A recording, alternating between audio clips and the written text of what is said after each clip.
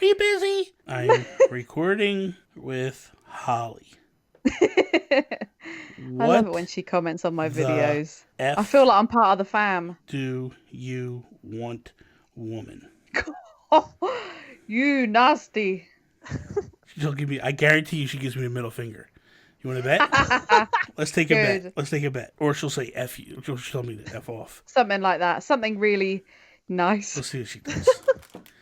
So she's typing back. She's using an emoji. Oh, she put it to her feet. Don't. Oh, you really hurt her. I didn't hurt her. Wow. Stop it. Horrible. Horrible. Oh no. How could you? All right. Okay, so what she said, this is what she said. Call me when you're done, jackass. Tell Holly I said hi.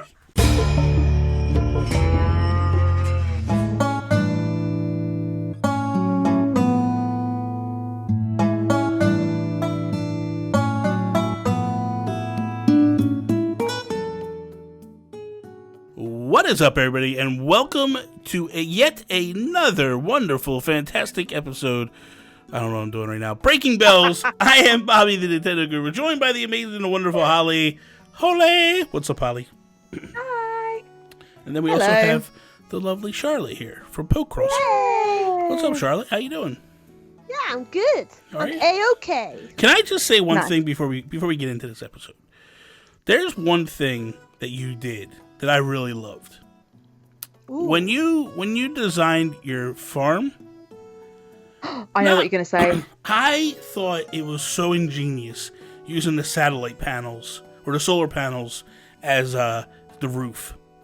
Yeah. Oh yeah, that was good actually. I thought that gave it a good effect. I thought it was I love that. rubbish. I did it and I thought this is not going to work, and then I did it. I was like, oh yeah, I can go with This is that. all right. The reason why I like it, and this is the truth. The reason why I like it is most of these aesthetics that we build are not accessible, not usable. Yeah. And people use these things, they use the stalls. And I like the fact that you were like, hey, nobody's going to use this thing anyway. It's strictly aesthetics. Let's just make it look like a roof. And it's like, you're not wasting patterns on it or none of that. It's like, boom, done. I loved it. Yeah. I thought it was great. Did a great job. Thanks, guys. Okay. Yeah, it was good. All right, that's enough kissing your butt. Okay. I fulfilled Now, the stop quota it for the again. episode. Now let's get on to the show. So here's the thing. Just recently, last week, Nintendo started putting out financials for the quarter. And when they do that, they're doing it basically for the year, like what the year to date is for everything. Animal Crossing is the number 2 franchise right now. Games sold for Nintendo on the Switch. Nice. It surpassed Smash. It's now sold 22 million copies. Ooh. It is about 4 million copies behind Mario Kart. Okay. What? And I'm just curious, going into this, did either of you two really believe that Animal Crossing could become maybe the number 1 selling game on the Switch?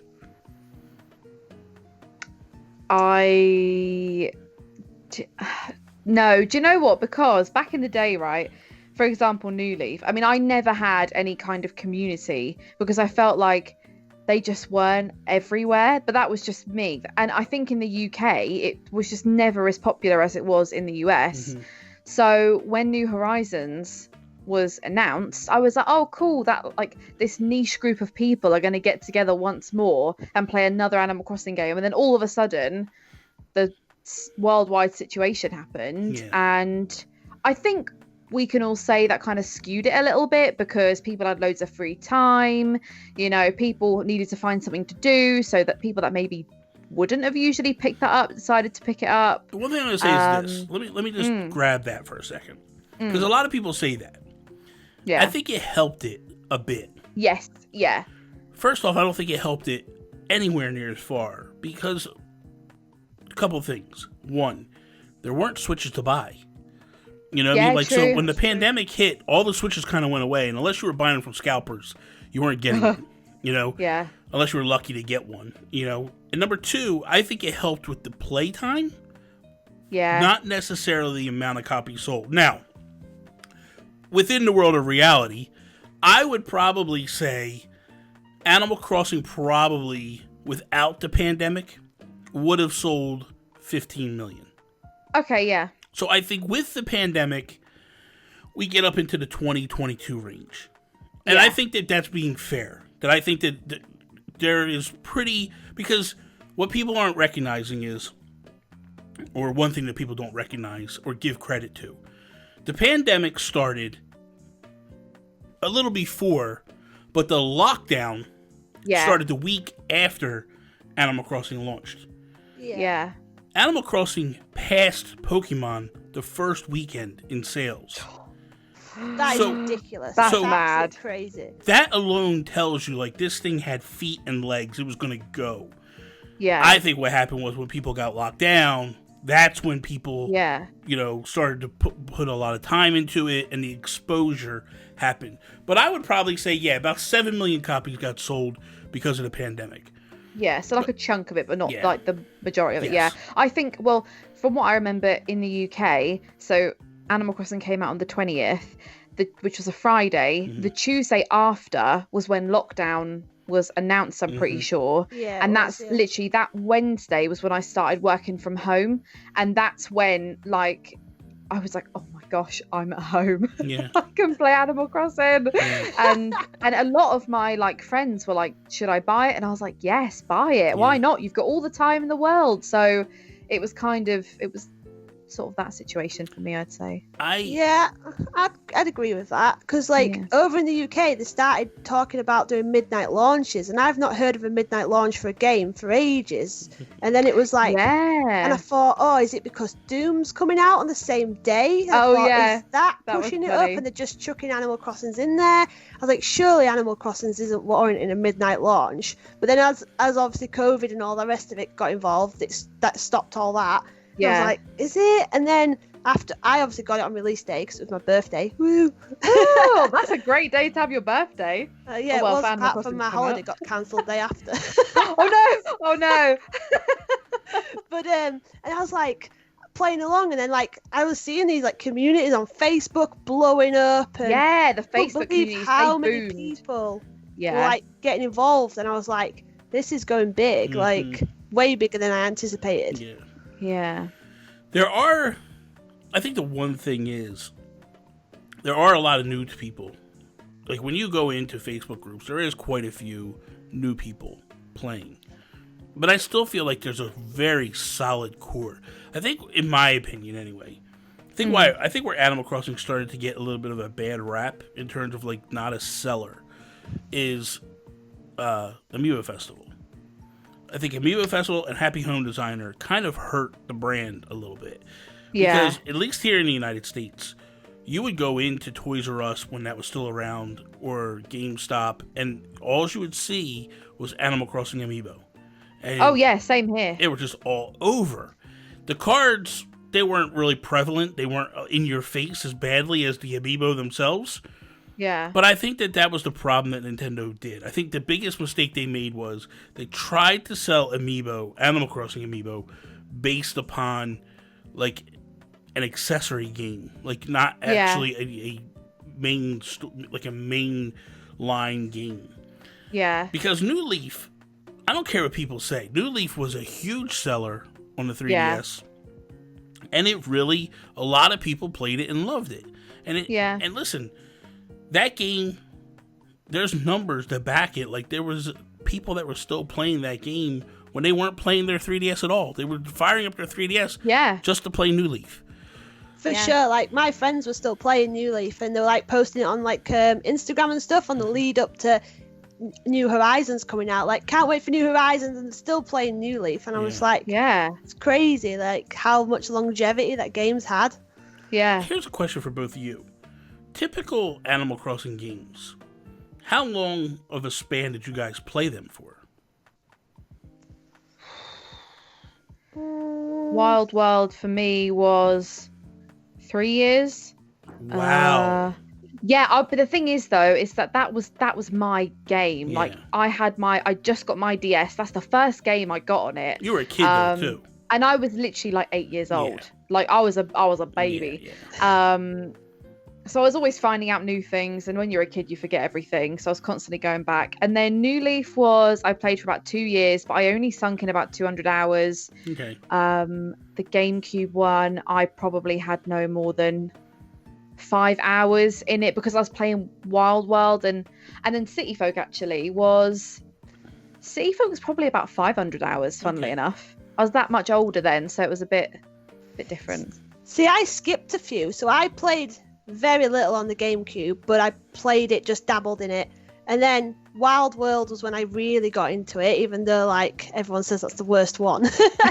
I probably played that for probably a year and a half, and I loved it. And then I missed out New Leaf. I didn't play that because I think that was when I was at university, so I skipped that.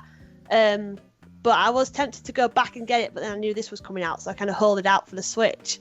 But I loved Wild World so much, and then obviously I had my Switch, so I thought, right, I'm having New Horizons, and then since then, game over. I've not played another game since, I don't think. I don't actually think Animal Crossing has come out of my Switch since I put it in there. Yeah, that's fair. Very, very interesting. Very interesting. Because for me, like, I've always put big numbers in, but I typically played about a year. Yeah. I'm close to putting my time in that I'm a little over 500. I think I'm about 550 now, and hours. And I basically put 600-700 hours into New Leaf. And and I'm almost past that. And I'm not even like halfway through the year, like, or halfway, 4 months in? Yeah. That's crazy, man. That is crazy time, isn't it? But for me, like the pandemic didn't help me. Like I've been going to work every day. Yeah. So I'm playing a couple hours each night, and then for me, content creating is what's gotten me as much playtime. Yes, and me as well. Yeah, I think that's definitely a huge thing of like. Yeah, 1,000,000%. It definitely makes your playtime a bit more than probably what it would be, because you're thinking about content, putting stuff together, building stuff a little bit differently to when you're not creating content. You know, I think it adds to the enjoyment as well, though, the content creation. Like it forces me to like think, right, I'm gonna build this area, and I really get like thinking about it and I get really excited, and I want it to be really good because obviously I'm putting it on the video, so it's like pushes my enjoyment a little bit more, so then ultimately I play it more in the long term.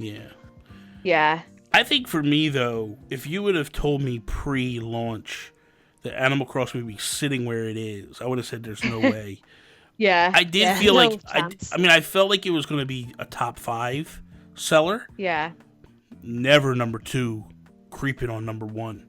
Like that to me is just mind blowing. Well, you know what I got? So I'm pretty bad with buying games and then playing them for one day, and then I'm kind of like, on to the next one. Like I'm really bad for that. I always have been. So I pre-ordered Animal Crossing, and I'm just going to say my boyfriend for the sake of this video, but my boyfriend, he literally because people don't know him, Bobby. Listen, you know him. Okay, but he's your boyfriend, right? Well, everyone, my boyfriend. Oh, you don't want to say his name, okay? So you know. Oh no, it's not that. No, okay. I just wanted to just so people were like, "Huh? Who's that?"